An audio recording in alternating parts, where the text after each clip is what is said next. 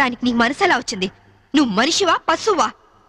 నీలాంటి వాడిని కోర్టుకు తీసుకెళ్లి శిక్షించడం కాదు, పబ్లిక్ గా ఉరి తీసి చంపాలి. తీసుకురండి. Yes madam.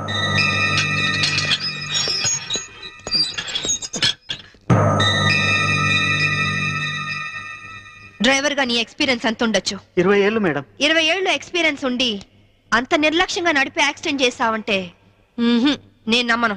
అప్పుడు నేను తాగున్నానమ్మా. ఏం చేస్తున్నానో తెలియని మైకంలో అలా జరిగిపోయిందమ్మా. ఎవరో చేసిన తప్పుకి నువ్వు బలిపశువు కావద్దు. వాళ్ళని శిక్ష నుంచి తప్పించడానికి నేరం నీ మీద వేసుకోవద్దు. నేరం రుజువు అవుతే నీకేం శిక్ష పడుతుందో తెలుసా? ఉరి శిక్ష. తప్పు చేశాక శిక్ష తప్పదుగా మేడం. అవును, తప్పదు. లక్ష్మి, యాండి నువ్వెందుకు వచ్చావు ఇక్కడికి? What happened? యాండి బ్రోతల్ కేసు మేడం.